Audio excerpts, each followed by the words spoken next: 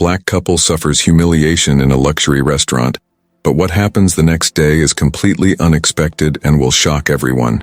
Rachel and Derek arrived at Magnolia Heights, with their hearts racing in anticipation. The restaurant sparkled under the city lights, a jewel of sophistication and elegance that promised a memorable evening. Rachel looked stunning in a deep blue dress that accentuated her slender figure, while Derek, clad in a well-fitted suit, radiated confidence. They exchanged glances, smiles on their faces, ready to enjoy a night that seemed perfect.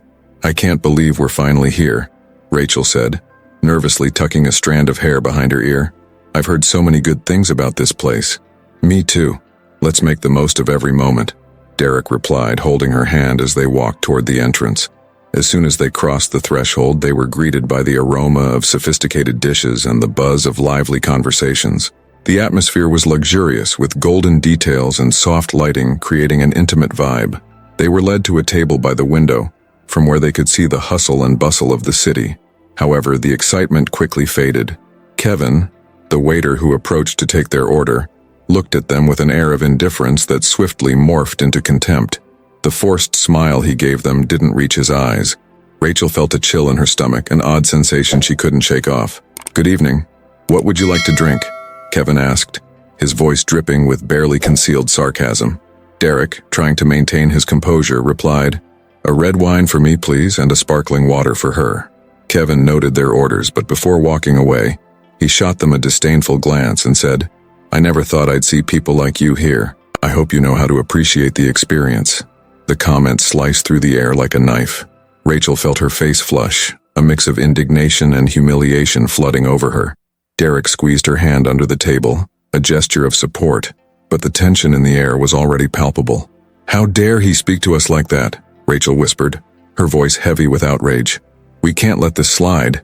Derek glanced around, sensing the weight of the other diners' gazes upon them. He tried to keep calm. "Rachel, it's not worth it. Let's try to enjoy the evening." But Rachel's indignation only grew. "Enjoy the evening? He just belittled us in front of everyone. This is unacceptable." Kevin returned with their drinks, and his expression was that of someone reveling in the situation. "I hope the wine is to your liking. It's a bold choice. You have no idea what you're talking about," Rachel replied, her voice steady. "You don't know anything about us or our choices. Your joke isn't funny. It's just prejudiced and disrespectful." Kevin raised an eyebrow, surprised by her response, but quickly regained his composure.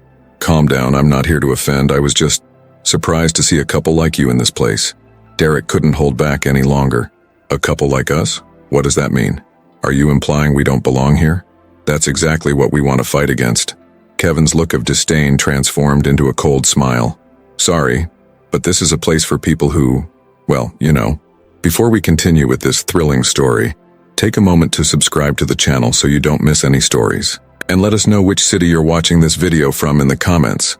A wave of humiliation washed over Rachel. What should have been a night of celebration had quickly turned into a moment of confrontation. She looked at Derek, who was watching her with concern. He knew the situation was escalating. "Let's go," Rachel decided, standing up from the table. "We won't submit to this kind of treatment." Derek hesitated, but her determination was infectious. "You're right. We can't let this define us."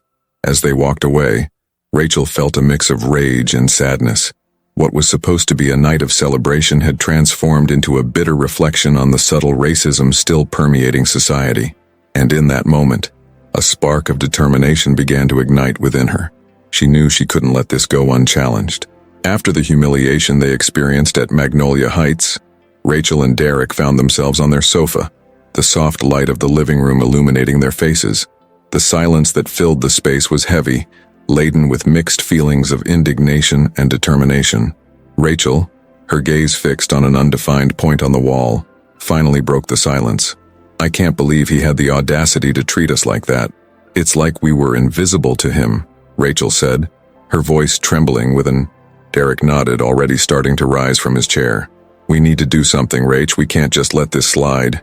If we don't act, this will happen to others too." Rachel, always the strategic thinker, began to formulate a plan. "What if we used our skills to expose this? I know we have contacts. We can do something meaningful. It's not just about us. It's about everyone who has faced this." Derek paused for a moment, looking at her. The idea was starting to take shape in his mind. "What are you thinking? We could create a campaign on social media, something that raises awareness about the subtle racism many face in places like that," she suggested, already feeling the adrenaline of the fight. "That might work, but we need a way to collect and share other people's experiences, something that makes them feel safe to speak out," Derek replied, grabbing a notepad and a pen. Rachel smiled and the energy in the room began to shift. "What do you think about an app? People could anonymously report their experiences. We could build a prototype and then launch it." "Yes, an app that rates service where people can share their experiences without fear of retaliation. This could be revolutionary," Derek said, excited about the idea forming in his mind. Rachel then remembered Maya, a close friend who had always been willing to help with social causes. "We should call Maya. She knows a lot of people and has marketing experience. If we include her, we can make this happen faster." "Great idea. I'll call her right now," Derek said, already reaching for his phone. As soon as the call connected, he said, "Maya, you won't believe what happened to us today. We need your help." Maya listened attentively as Derek recounted the humiliation they faced at the restaurant. When he finished, she responded enthusiastically, "Reister, this is unacceptable. I'm in. Let's make some noise. What do you guys have in mind?" "We're thinking about creating an app to report experiences of discrimination and a social media campaign to raise awareness about it," Rachel explained, her voice filled with determination. "That's genius. We need a powerful hashtag, something that people can share and identify with," Maya suggested, already brainstorming possibilities. Rachel and Derek exchanged excited looks at the idea. "How about Damar Racism at Magnolia? It's straightforward and easy to remember," Rachel proposed. "I love it. Let's make this happen. We can organize a launch event and invite influencers to help spread the message," Maya added, her mind buzzing with ideas. Derek, now fully immersed in the concept, began sketching out a plan on paper. "We need to set a timeline. Let's work on the app prototype while simultaneously kicking off our social media campaign. We can't waste any time." As they discussed the details, the adrenaline of the fight began to seep into their veins. They knew they were about to embark on a journey that could not only impact their lives but also the lives of many others who, like them, had faced discrimination in silence.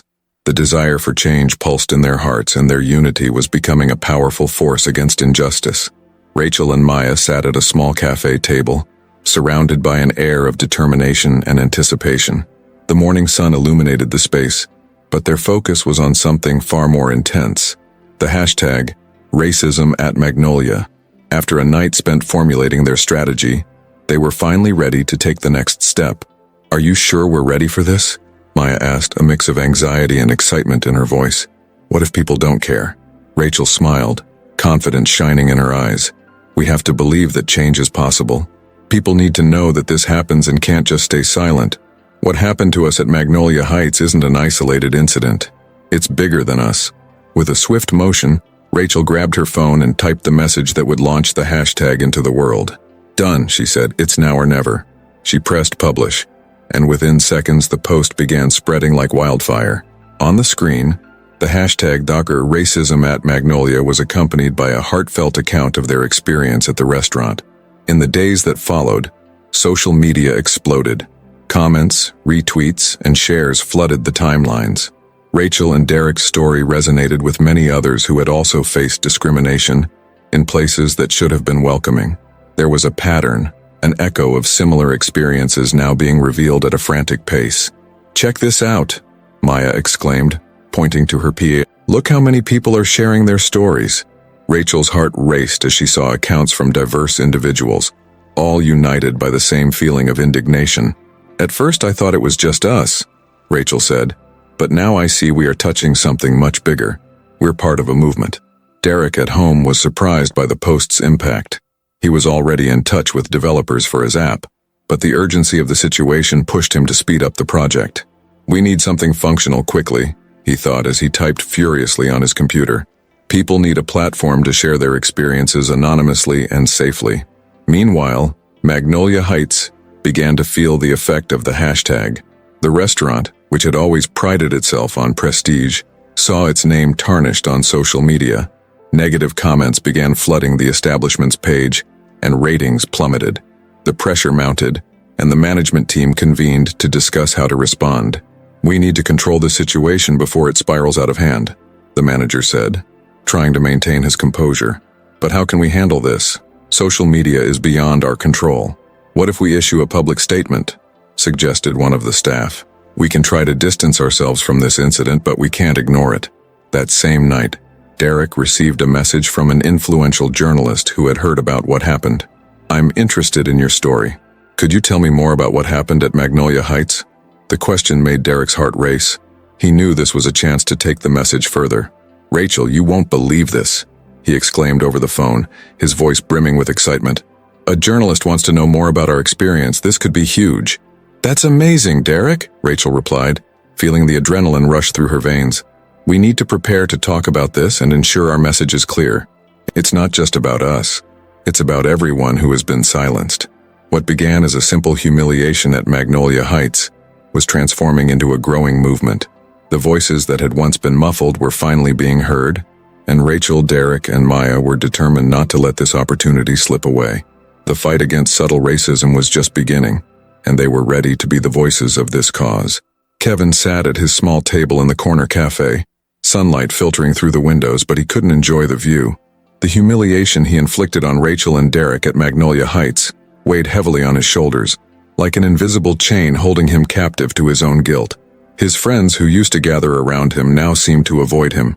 When one of them, Mark, finally dared to approach him, the tension was palpable. "Hey, Kevin, have you seen what's happening with the restaurant?" Mark began hesitantly. "I think things are getting bad. Everyone's talking about you." Kevin sighed, his expression dark. "I know. I'm the reason for all this. I shouldn't have made those jokes. I didn't think it would have such repercussions." Mark crossed his arms, concern etched on his face. "You need to understand that what you did wasn't just a joke. It gave voice to a serious issue.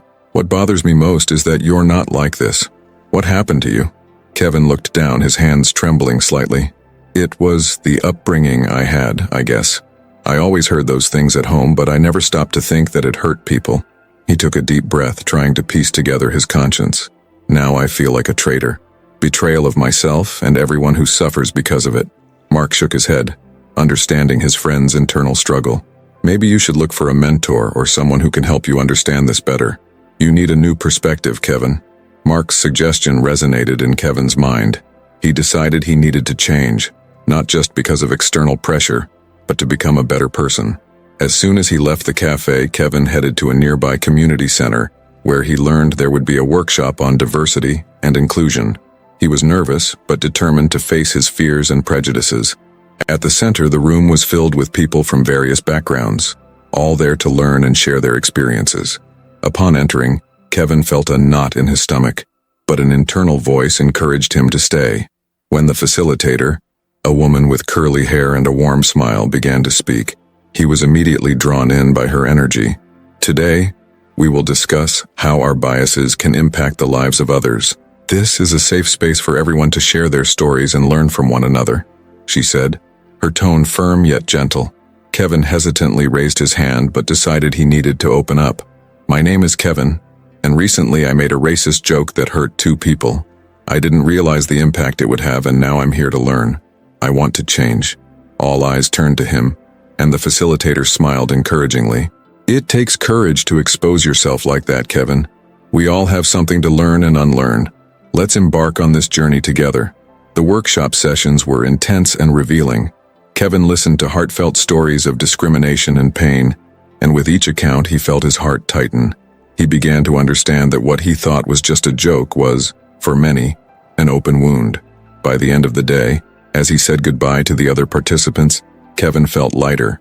He had found a purpose: to educate himself and help combat discrimination. The road ahead was long, but he felt determined. That night, Kevin met Rachel and Derek at a cafe. The atmosphere was tense, but he was resolved to be honest. "I came here because I need to apologize," he began, looking at them earnestly. "I want to understand what I did and how I can help change this." Initially cautious, Rachel saw sincerity in Kevin's eyes. "Look, Kevin, what you did wasn't just an offense. It was a wound that affects many of us daily. You need to grasp the depth of that." Derek, sitting beside her, nodded. "It takes more than words to repair the damage. We need action." a real commitment to ensure this doesn't happen again. Kevin took a deep breath, determined. I'm willing to learn. I want to educate myself, participate in events, help with the campaign you're developing. I want to be part of the solution, not the problem. Rachel and Derek exchanged glances. Kevin's journey was just beginning, but there was undeniable potential there. Then let's work together, Rachel said with a slight smile. You'll have to prove that you're genuinely committed, but we're willing to give you a chance. Kevin smiled, feeling a new hope blossom within him. The path would be challenging, but for the first time, he felt he could be part of something larger and meaningful. Derek watched anxiously as the launch of his app appeared on the laptop screen, with the countdown approaching 0. He had worked tirelessly over the past few weeks, fine-tuning every detail to ensure the user experience was optimal. The app, which promised to allow people to share their experiences regarding service in restaurants, was not just a project. It was a direct response to the humiliation he and Rachel had faced at Magnolia Heights. Are you ready, Derek? Rachel asked with a smile that mixed excitement and nervousness as she leaned closer, placing her hand on his shoulder. I am, but I can't shake this feeling in my stomach. What if people don't care? What if it doesn't work as planned? Derek replied, his voice heavy with anxiety. Rachel took a deep breath. Remember why we're doing this. It's not just about us. It's about everyone who has gone through similar situations. If we can help even one person, it will be worth it. When the countdown hit 0, Derek clicked the launch button, and within seconds the app was live in the app stores. They exchanged looks of relief and joy, but they knew the real challenge lay ahead. In the following weeks, the app began to gain traction. Comments flooded social media, with users sharing reports of discrimination in restaurants across the country. The hashtag racism at Magnolia became a viral phenomenon, and the pressure on Magnolia Heights grew daily. Derek and Rachel watched the response with a mix of excitement and apprehension. Look at this, Derek, Rachel exclaimed, pointing to her phone. We have over 1,000 new users in less than a week. This is amazing. And have you seen that some influencers are starting to share their stories too? Derek replied, adrenaline coursing through his body. It wasn't long before Magnolia Heights was bombarded with negative reviews. People were coming together around the movement they had started, and the media began to take notice. An influential journalist known for his reporting on discrimination and inclusion decided to cover the story. We need to prepare for the fallout this might generate, Rachel told Derek during a meeting with Maya. If the media picks this up, it could be what we need to truly provoke change. I agree, Maya affirmed, her gaze resolute. Let's create an event where we can gather all these voices. We need a space for people to share their experiences and, who knows, attract the media. Maya's idea was met with enthusiasm. They began planning the event, which would focus on racism in prestigious settings, inviting influencers, journalists, and activists. The chosen venue was an art gallery, a space that reflected diversity and inclusion. On the night of the event, the room was packed. Rachel and Derek watched as people gathered, exchanging experiences and stories. The energy was palpable, the enthusiasm contagious.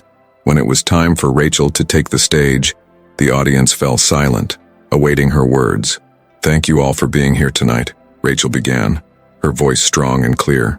We are here because we believe that racism, even in its subtlest forms, should not be tolerated. The experience that Derek and I had at Magnolia Heights was not an isolated case, and as you can see, we are not alone in this fight. She paused, allowing her words to resonate in the minds of the audience. Each of you has the power to change things. Together, we can create an environment where everyone feels welcome and respected. The app we launched is a tool, but real change starts with each one of us. Derek watched from the back of the room, admiring Rachel's passion and determination. He knew that that night was just the beginning. As she spoke, he could see the transformation occurring not only in her life, but in the lives of everyone around them. The fight against racism was gaining momentum, and they were on the front lines. The atmosphere around Magnolia Heights was charged with tension. After days of negative backlash on social media, the restaurant could no longer ignore the consequences of its actions. The pressure was palpable, and management had made a drastic decision. Kevin, the waiter whose dismissive joke had triggered the controversy, would be fired. He sat at a table in the restaurant, looking lost while his co-workers whispered among themselves, some with expressions of disapproval, others with pity. What had turned into a media circus no longer had space for him. It's just a joke, guys, Kevin murmured to himself, shaking his head in despair. He couldn't understand how a simple joke could have such an impact. But as the days passed and he watched the effects of the hashtag #RacismAtMagnolia explode on social media, his certainty began to fade. He remembered the look of indignation on Rachel's face and the determination in Derek's eyes. Deep down, he knew there was something more profound behind those gazes. That afternoon, management called an emergency meeting. The voices were tense and filled with frustration. "We need to act quickly to repair our image," Moy said, one of the owners, slamming his hand on the table. "Firing Kevin might help, but we need more. What can we do to reverse this situation?" Kevin, sitting in a corner, heard it all. He felt increasingly isolated. It wasn't just his firing, but the feeling that he had failed at something much larger. After the meeting, he stood up and left the restaurant, feeling the weight of guilt and shame on his shoulders. The voices of his friends became distant echoes, and he decided he needed to understand the situation better before hiding in his shell. Night fell, and Kevin decided to seek out Rachel and Derek. He wasn't sure how to approach them, but he felt he needed to talk. With a racing heart and a lump in his throat, he rang their apartment doorbell. Derek answered, his expression mixing surprise and caution. "Kevin, what are you doing here?" Derek asked, not hiding his distrust. "I just need to talk to you," Kevin replied, his voice trembling. "Can I come in?" Derek hesitated but eventually opened the door. Rachel was in the living room and her gaze turned cold upon seeing Kevin. "What do you want, Kevin?" She wasn't willing to make things easy. "I came to apologize," he began, getting straight to the point. "I didn't realize how harmful my words were. I thought it was just a joke, but now I see it was much more than that. I'm really sorry." Rachel crossed her arms, still skeptical. "Apologies aren't enough, Kevin. You don't understand the impact your words had, not just on us but on so many others. I know, and that's why I'm here. I want to learn. I want to understand," Kevin said, his voice heavy with sincerity. He looked at Derek, who seemed more receptive. "I'm not a bad person. I grew up in an environment where these ideas were normalized, and now I see that I need to change. How can I do that?" Derek, sensing Kevin's vulnerability, decided to give him a chance. "If you really want to change, then start by listening. What you did hurt people, and now you need to educate yourself about what racism is and how it manifests. This is a journey, and you have to commit to it for real." Kevin nodded, determination taking over. "I'm willing to do whatever it takes. I want to attend workshops on diversity, read books, hear stories. I want to be part of the solution, not the problem." Rachel, though still cautious, saw a glimpse of sincerity in Kevin. "If you are truly committed, we can help. But don't expect it to be easy. You'll have to face your own prejudices and challenge yourself." "I'm ready," Kevin said, his eyes shining with determination. "Please help me to do this." In that moment, a small step was taken. The tension began to dissipate, and while Kevin's journey was just beginning, he was willing to walk alongside Rachel and Derek. What had once seemed like a chasm of misunderstanding was now becoming an opportunity for learning and change. Kevin found himself at a breaking point. After his firing from Magnolia Heights, he felt completely disoriented. Rachel and Derek's words echoed in his mind, and he knew he needed to change. With a mix of shame and determination, he decided that he could no longer be a passive spectator on issues of discrimination. He needed to learn, apologize, and most importantly, act. In the following days, Kevin signed up for workshops on diversity and inclusion. He was determined to understand the roots of racism and how his actions, even if unconscious, had affected the lives of others. As he entered the first workshop, he felt butterflies in his stomach, but his desire to change outweighed his fear. The space was welcoming, and he was greeted by a diverse group sharing painful experiences. Kevin listened attentively, absorbing every word. "I used to think it was just an innocent joke," confessed a dark-skinned woman, tears in her eyes. "But for many of us, it's just another reminder that we don't belong." Kevin felt a knot form in his throat, and at the end of the meeting he raised his hand. "I'm Kevin. I worked at Magnolia Heights and made a comment that hurt 2 people. I didn't know how painful it was, but I want to learn to be an ally. How can I help?" The participants looked at him with a mix of skepticism and hope. An older woman, with a wise gaze, smiled slightly. "The first thing you need to do is listen. Listen and acknowledge that you have a role in the change." Those words resonated deeply. Kevin left the workshop with a new perspective and an idea in mind. He wanted to document his learning journey. He started writing a blog titled Redefining My Story. In his posts, he talked about his insecurities, how he felt lost, and the need to apologize. The blog began to gain followers, and people resonated with his vulnerability. "Hey, Kevin, you're doing a great job with the blog," said one of his new friends from the workshop, named Lucia. "But don't forget that this isn't just about you. It's about all those voices that have been silenced." "I know, Lucia. I want this to be a space for all of us. I want to help amplify those voices," Kevin replied, determined. Meanwhile, the pressure on Magnolia Heights increased. Kevin knew that the restaurant couldn't survive amidst all the negative backlash. He felt guilty, but he was also determined to use his experience to create something positive. Over time, he reconnected with Rachel and Derek, seeking an honest dialogue about what had happened. One day, he invited them for coffee at a cozy spot, far from the stigma of the restaurant. "Hi, Rachel, Derek. Thank you for coming. I know what I did was horrible, and I don't expect you to forgive me. But I'm here because I want to understand and, if possible, help," Kevin said, looking sincere. Rachel looked him in the eyes, assessing his intentions. "Kevin, it's good to know that you're trying to change, but that doesn't erase what happened. What we want is for you to commit to being part of the solution." Derek, who had been silent until then, chimed in. "Are you willing to use your platform to help spread the message we're trying to share? This could be an opportunity for transformation." Kevin nodded, determination growing within him. I want to do this. I can help promote the app you're creating and the campaign on social media. I want people to know that change is possible and that we all need to come together against racism." Rachel smiled, feeling that this first step was crucial. "Let's work together then. Your voice can bring a new perspective and reach people who might not be willing to listen otherwise." With Kevin's collaboration, a new chapter was beginning. He was ready to leave the past behind and fight alongside Rachel and Derek. The conversations they had that day in the cafe marked the start of a new journey, not just for him, but for everyone wanting a fairer and more inclusive world. The atmosphere was electric in the auditorium where the conference on diversity and inclusion in the food industry was taking place. Rachel and Derek were among the most anticipated guests, their faces displayed on banners around the venue. Derek adjusted his tie, his gaze determined, while Rachel scanned the crowd, a mix of nerves and excitement washing over her. "Are you ready for this?" Derek asked, breaking the silence that enveloped them. Rachel took a deep breath. "Yes, but at the same time, it's a huge responsibility. It's not just about us, it's about all the voices that have been silenced. And today, we're going to amplify them," Derek replied with an encouraging smile. As they prepared to take the stage, the moderator of the conference gave a warm introduction. "It's an honor to welcome Rachel and Derek, who have been leaders in the fight against racism in our industry. Let's hear what they have to say about their experiences and how we can move forward." As they stepped onto the stage, the audience erupted in applause. Rachel glanced at Derek, and together they began sharing their story, from the humiliation at Magnolia Heights to the impact they had with the hashtag #RacismAtMagnolia.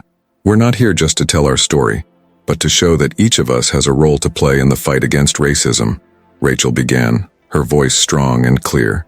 "When we face discrimination, it's easy to feel powerless, but together, we can change that." Derek continued, "Our app isn't just a tool, it's a movement, a space where people can come together and share their experiences, creating an environment of accountability. We need more restaurants that value diversity and inclusion, not just in words, but in actions." Derek's words echoed in the auditorium, and the audience seemed to absorb every message. A man in the front row raised his hand. "How can we, as consumers, support this movement?" Rachel smiled, grateful for the question. "Support restaurants that demonstrate a commitment to inclusion, demand transparency and accountability, and if you witness discrimination, don't stay silent. Use your voice." Hashtags are powerful, but action is even more powerful. As the conversation flowed, Rachel noticed many in the audience starting to take notes. This was the change they wanted to see. The discussion about diversity and inclusion was spreading like wildfire, and they were the catalysts. After the presentation, networking began. Rachel and Derek were surrounded by people eager to learn more about the app and how they could implement changes in their own establishments. A renowned chef approached. "I want to make a difference. How can I get involved?" he asked, his eyes shining with sincerity. Derek replied, "Start by evaluating your own team and what your kitchen represents. Diversity should be present at all levels, from staff to management. And don't forget, listening is just as important as speaking. As the event continued, Rachel and Derek felt filled with hope. What had once seemed like a small act of defiance had grown into a significant movement, inspiring people from all walks of life to unite for the cause. At the end of the conference, as they prepared to leave, Rachel reflected on the impact they had made. "Look at this, Derek. We're really making a difference." "Yes, and this is just the beginning," he replied, with a glimmer in his eyes. "Imagine how many lives we can touch. We're shaping the industry one step at a time." They left the auditorium with a renewed sense of purpose, aware that the fight for inclusion and diversity was long, but that every voice mattered. Rachel and Derek were ready to face the challenges still ahead, united by the determination to change the narrative and build a better future for everyone. The sun was beginning to set when the news of Magnolia Heights closing spread like wildfire. The owners gathered around a dark wooden table in an emergency meeting, their faces marked by worry and despair. The whispered voices reflected the tension in the air. It was a critical moment, and the atmosphere was heavy with anxiety. "We can't let this happen. What are we going to do?" said Mark, one of the partners, slamming his hand on the table. "Something has to change or we're going to lose everything." "Lose everything? We've already lost our reputation," replied Lisa, the restaurant manager, her eyes wide. What happened with Rachel and Derek was just the last straw. The media pressure isn't going to stop, and the hashtag racism at Magnolia isn't going away. We need to think of something fast. Meanwhile, on a corner of the city, Kevin was sitting on the couch of his small apartment, surrounded by newspapers and social media posts discussing the Magnolia Heights scandal. He felt like a burden, a weight on his conscience that kept him from sleeping. Rachel's words, the look of indignation on her face, echoed in his mind. He remembered the disdain he had shown and how it had affected not just those two, but many others. "I'm not that person," he murmured to himself, running his hands through his hair. "I need to do something. I need to fix this." Determined, Kevin decided he would go to the closure meeting, even though he knew he wasn't welcome. He needed to face the consequences of his actions. At the restaurant, the owners were gathered, discussing damage control strategies when Kevin walked in. He didn't expect a warm welcome, but the tension in the air was palpable. As soon as he introduced himself, all eyes turned to him, and the room fell into an awkward silence. "Kevin, what are you doing here?" Lisa asked, her tone disapproving. "I came to talk," Kevin replied, keeping his voice steady. "I know I'm part of the problem, but I don't want to be anymore. I want to understand." "Understand?" Mark scoffed. "You're here to try to wash your hands of the guilt? You don't realize that what happened was a direct result of your actions?" Kevin took a deep breath, trying to stay calm. "I know I made mistakes, but I also know I can help. I can use my voice to change things. If you let me, I want to support the fight against discrimination. I want to make amends for what I did." The owners exchanged skeptical glances, but the sincerity in Kevin's voice made Lisa hesitate. "And how do you plan to do that? What do you think you can do to change this situation?" "I can speak about what happened. I can tell the truth about the environment we worked in, about how discrimination was ingrained in the culture of Magnolia Heights. This could help expose the situation and lead to real changes in the industry," Kevin explained passionately. Kevin's words began to resonate in a corner of Mark's mind. "Do you really think people will listen to you after everything that happened?" "If I don't try, we'll never know," Kevin replied, determination in his voice. "I'm not the same person I was. I'm willing to fight against this. I can't change the past, but I can work for a better future." The meeting took an unexpected turn. The tensions began to dissipate, and a new idea emerged among the partners. "Maybe if you're really willing to commit, we can consider your proposal," Lisa said, now more open. "But you'll need proof, evidence of what was happening behind the restaurant's doors." Kevin nodded firmly. "I have some notes and recordings. I can gather more information and document everything. Let's work together to change this." As the meeting wrapped up, a new hope began to emerge. The partners, albeit reluctantly, were willing to listen to Kevin and his proposal. Magnolia Heights was on the brink of collapse, but perhaps with a collective effort, it could find a path to redemption. Kevin left the restaurant with a mix of uncertainty and hope, determined to make the most of the chance he had been given. The audience was in a frenzy of applause and shouts of support as Rachel and Derek took the stage to receive an award recognizing their tireless fight against discrimination. The event, which brought together influencers, activists, and community leaders, had a palpable energy, and everyone was eager to hear the honoree's speech. However, a surprise was about to unfold. When the presenter announced that Kevin, the former waiter from Magnolia Heights, would be the next to come to the stage, a murmur swept through the room. Rachel and Derek exchanged confused glances, their surprised expressions mingling with the audience's anticipation. Kevin stepped onto the stag. He began to speak, his voice echoing throughout the auditorium. "Good evening, everyone. I'm not here just as a former employee of Magnolia Heights, but as someone who learned the hard way about the impact of our actions and words. I, like many of you, was raised in an environment that normalized discrimination, and for a long time, I perpetuated it without considering the consequences." Kevin began, his sincerity resonating in the space. Rachel felt a chill in her stomach. It was hard to imagine Kevin placing himself in such a vulnerable position, but at the same time, there was a sense of hope. Derek, beside her, squeezed her hand in support, recognizing the journey they had both taken to get here. "While I worked at Magnolia Heights, I witnessed discrimination in its rawest form. What happened to Rachel and Derek was not an isolated incident. Over the months, I saw unfair practices being applied to clients who didn't fit the ideal profile that management desired. And today, I'm here to use my voice alongside them," Kevin continued before pausing to take a breath. The audience was silent, absorbing his words. The looks of reproach and disappointment were beginning to shift into respect. Kevin then revealed something no one expected. "During my time there, I collected evidence of the discriminatory practices that occurred daily. Documents showing how management treated clients unequally, how discrimination was a common and accepted practice.